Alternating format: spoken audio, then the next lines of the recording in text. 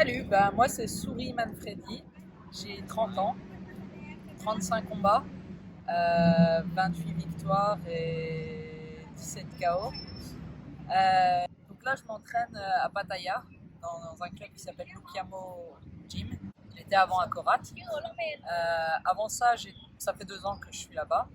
Avant ça, j'étais en France au Martial Gym. Et j'ai commencé il y a 6-7 ans en Roumanie en faisant du MMA, du jiu-jitsu brésilien et un peu de K1. Après j'ai déménagé en France et là je me suis vraiment plus investi dans le jiu-jitsu brésilien et dans la boxe thaï. J'ai un peu combattu en MMA, je combattais dans les trois, j'ai dû faire un choix et j'ai décidé de choisir la boxe thaï et donc petit à petit je suis venu en Thaïlande.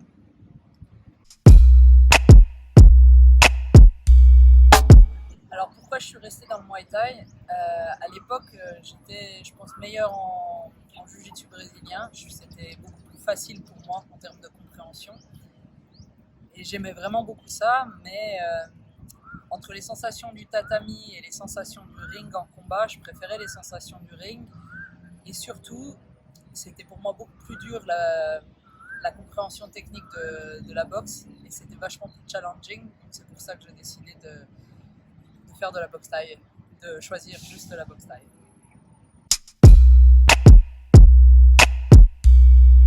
Alors comment j'en suis venue à venir en Thaïlande? En fait, il y a 2 ans en arrière, j'avais envie de voyager un petit peu et de m'entraîner en Thaïlande. Et je cherchais un entraîneur qui pourrait m'aider à passer des paliers techniquement.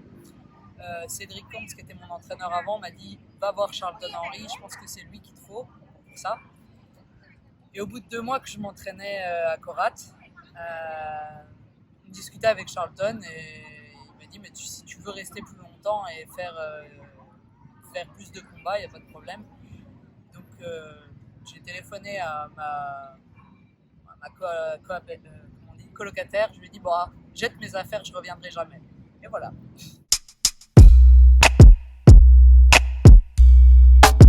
Du coup, ouais, ça fait 2 ans que là je suis en Thaïlande à boxer.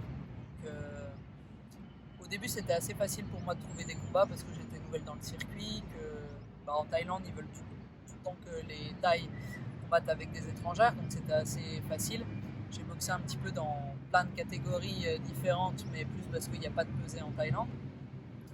Et puis là, j'arrive à un moment dans ma carrière où déjà j'ai un petit peu boxé quasi toutes les filles Thaï qui est un petit peu en Thaïlande dans les catégories de poids où j'étais. Mais c'est surtout j'en arrive à un point dans ma carrière où il y a, à mon niveau, où c'est de plus en plus compliqué de trouver des adversaires thaïlandaises ou étrangères qui veulent bien me boxer ici.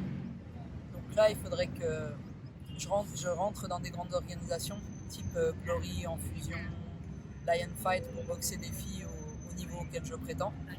Parce que les filles qui ont un haut niveau mais qui ne sont pas signées dans des organisations, ça va être compliqué pour moi de les rencontrer parce que je ne suis pas titré et que clairement plutôt le milieu de la boxe fait que quand tu n'es pas titré, on te fait difficilement rencontrer des filles qui le sont. Et les filles qui sont signées dans des organisations, elles n'ont pas le choix de leur adversaire, c'est par ranking quoi. Donc là, moi, ce qu'il me faudrait, ce serait combattre dans des grandes organisations ou combattre dans des plus gros galas à l'étranger, en Europe, en France. Donc il n'y a pas beaucoup de promoteurs qui veulent bien payer des billets d'avion. Moi j'avais dit, et je soutiens encore ça, que je peux payer mes billets d'avion pour boxer à l'étranger. Alors personnellement, ça me fait chier de faire ça, mais j'ai tellement la dalle et je veux tellement boxer que je suis prête à faire ces concessions, de me dire ok, j'ai une prime et je veux bien payer mon billet d'avion pour pouvoir être sur des plus gros circuits.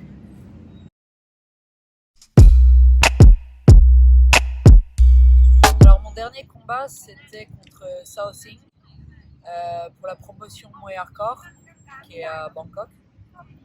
Et c'était un combat à 57 kg. Sao Sing, à savoir, c'est numéro 1 Thaï,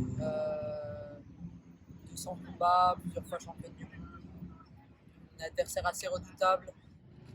J'ai su 2 semaines et demie, 3 semaines avant qu'on allait combattre. Donc, de fait, je suis pas quelqu'un qui, même si j'ai pas une date de combat fixe, je m'entraîne dur tout le temps. Je suis toujours prête, j'attends toujours un message, un coup de téléphone de la terre entière pour combattre. Donc, non, pour ce combat, j'ai dû prendre du poids. Ça a été la partie un petit peu difficile parce que moi, me gaver ou manger, prendre 3 kilos en 2 semaines, c'était pas facile pour moi. Il y a des gens pour qui c'est facile, pas pour moi. Donc, sinon, on a regardé avec Charlton. On reconnaissait déjà son style, on savait ce sur quoi il fallait qu'on travaille et voilà. Donc, mon ressenti du combat, j'ai reçu beaucoup de messages d'amis, de gens que je connaissais pas qui m'ont dit qu'ils avaient aimé le combat. Personnellement, moi je l'ai regardé quelques jours après. J'ai pas du tout aimé ma performance, mais vraiment pas du tout. Alors, il y a plusieurs choses. Je pense que quand je me suis analysé un petit peu, dans le premier round, j'ai pris un knockdown. Je pense que ça m'a fait perdre un peu de. Ça a eu deux choses. Ça m'a fait perdre un petit peu d'énergie et en même temps, ça m'a vraiment réveillé parce que le début du premier round, je suis pas assez dedans. Ça m'a mis vraiment le démon contre moi-même, en fait, ce knockdown. Donc, j'ai eu vraiment une grande colère qui a fait qu'après, j'ai vraiment pu enchaîner plus deuxième et troisième round. Donc, le résultat, pour moi, il est ce qu'il est. En tout cas, il me va dans le sens où je suis pas contente de ma performance, donc ça me va. Des gens ont dit que ça aurait plus valu un draw. Moi, je sais pas, je suis ok avec le résultat parce que si c'est la numéro 1, c'est sa promotion, c'est ça aussi. Donc, ce que j'aimerais, moi, c'est un rematch. Mais on en a discuté et elle a dit qu'elle ne voulait absolument pas recombattre avec moi.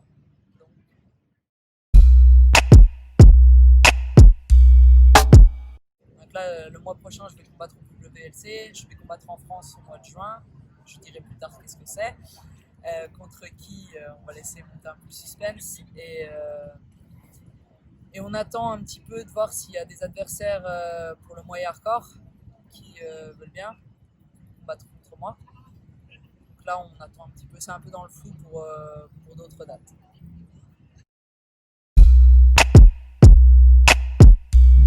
C'est quelqu'un qui se dévoue énormément pour ses boxeurs, qui met un peu toute son âme. Et disons que je me sens. C'est quelqu'un d'assez fort aussi, c'est quelqu'un de très fort mentalement. Et ce qu'on a créé, en fait, et sa force, en fait, ça me porte vachement. C'est ça qui fait aussi que je reste, au-delà de techniquement ses entraînements, parce que c'est quand même quelqu'un qui a une très grande richesse technique et même de préparation physique et de préparation mentale, et c'est ça qui me porte. Le fait est aussi qu'il y a eu des moments où on travaillait juste à deux dans son gym, parce qu'à l'époque, Korat, il y avait des gens qui ne venaient pas parce que c'est loin. Petit à petit, il y a de plus en plus de gens qui sont venus. Et donc, il y a eu des moments où moi, je travaillais seul avec lui, des moments où il y avait plein de boxeurs. Ça nous a permis aussi de créer ce lien et moi de me sentir encore plus poussé, encore plus...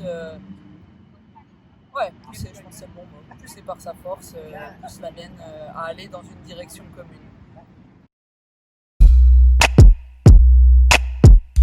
C'est une dure question. Je pense que l'effort doit être fait un peu de chaque partie. Alors évidemment, il y a, en tant que boxeuse, c'est faire ses preuves, monter les échelles, faire parler de soi grâce à des performances, ni plus ni moins, parce que c'est les performances qui font qu'à un moment on parle d'un boxeur ou d'une boxeuse. En France, de manière générale, de toute façon, le sport, en tout cas la boxe, le Muay Thai particulièrement, mais même la boxe anglaise, K1 et tout, il y a peu d'intérêt pour les médias. Donc forcément, si déjà un sport qui est masculin de base, les médias plus mainstream s'en intéressent très peu, il ne faut pas s'attendre à ce que pour la boxe féminine, il y ait un plus grand intérêt. Ouais, je pense que c'est à nous, boxeuses, de faire doublement des efforts, de travailler 2 fois plus, de faire des performances de fou et malheureusement de se vendre par tous les moyens possibles sur les réseaux, puisque c'est comme ça que ça fonctionne actuellement. Après, chacune son style, hein, mais trouver sa marque de fabrique en tout cas.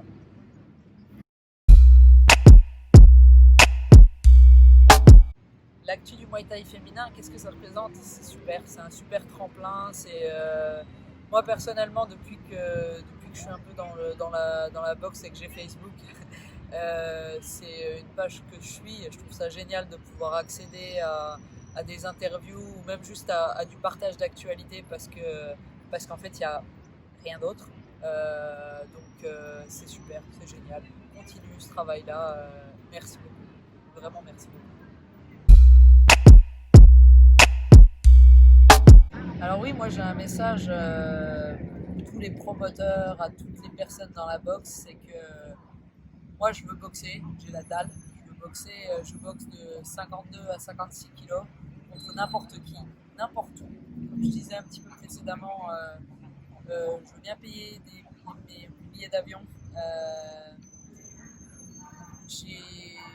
Je veux bien même donner un rente s'il faut à mes adversaires. Je veux bien donner des kilos, je m'en fous. Je veux juste boxer.